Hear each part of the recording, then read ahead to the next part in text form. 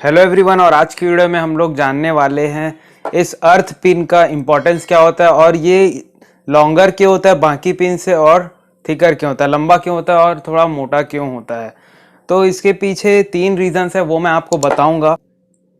हमारे पास इसमें 3 पिन्स होते हैं, जिसमें कि एक पिन होता है फेज होता है और एक पिन हमारा न्यूट्रल होता है और एक पिन हमारा अर्थ होता है, जिसके बारे में हम लोग जान रहे हैं इस अर्थ पिन के बारे में। तो सबसे पहले हम लोग जानते हैं कि ये लंबा क्यों होता है। जब भी हम लोग इसको सॉकेट में डालते हैं, जब भी इस पिन्स को हम लोग सॉकेट में डालते हैं तो सबसे पहले ये अर्थ वाला पिन जाता है, ठीक है। तो यही हम लोग का पहला सिंपल सा रीज़न होगा कि पहले जाता है, फेस पहले नहीं जाता, पहले अर्थ चले गया तो हम लोग को सेफ्टी मिल गई। अगर फेस पहले चले जाता तो बॉडी में करंट आ जाता।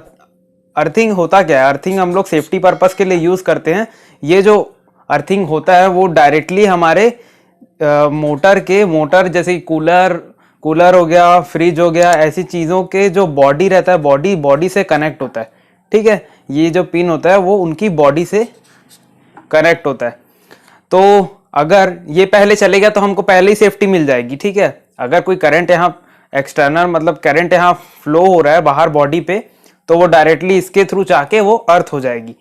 तो अगर फेस वाला एंड अगर पहले सॉकेट पे चले जाता है तो फिर अगर कोई फॉल्ट हुआ तो हमको शॉक भी लग सकता है, ठीक है।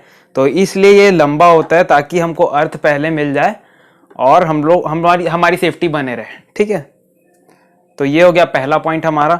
और दूसरा पॉइंट आता है कि ये थिक क्यों होता है, ये बाकी पिन से इतना मोटा क्यों होता है।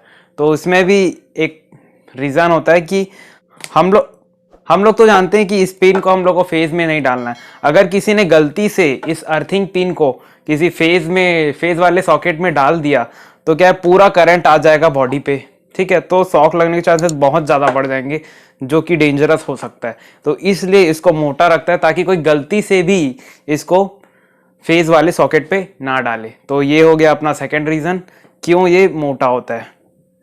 और एक और रीज़न होता है क्यों ये मोटा होता है, क्योंकि हम लोग लॉ ऑफ रेजिस्टेंस काम आता है यहाँ पे, ठीक है। तो यहाँ पे लॉ ऑफ रेजिस्टेंस काम आता है।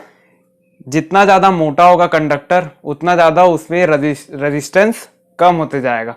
तो जितना ज़्यादा कंडक्टर मोटा होगा उतना ज़्यादा रेजिस्टेंस कम होगा करके ये अर्थ हो जाता है। तो ये है उसका तीसरा रीज़न।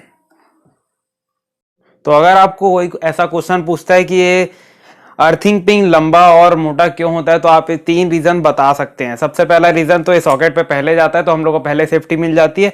और दूसरा रीज़न कि ये मोटा होता है ताकि कोई गलती से भी इसको फेज वाले सॉकेट पे ना डाल सके। और तीसरा होता है लॉ ऑफ रेजिस्टेंस, जितना ज़्यादा मोटा होगा उतना ज़्यादा करंट को रेजिस्टेंस कम होगा, जितना ज़्यादा ये थिक होगा कंडक्टर उतना ज़्यादा रेजिस्टेंस कम होता है, तो इजीली फ्लो हो जाए करंट यहाँ से करके ये पिन मोटा होता है। तो ये 3 रीज़न है। तो अगर आपको वीडियो अच्छी लगी होगी तो लाइक कर देना, चैनल को सब्सक्राइब कर देना और इसी इलेक्ट्रिकल इन्फॉर्मेशन को पाने के लिए चैनल को सब्सक्राइब करना मत भूलना। Thank you for watching.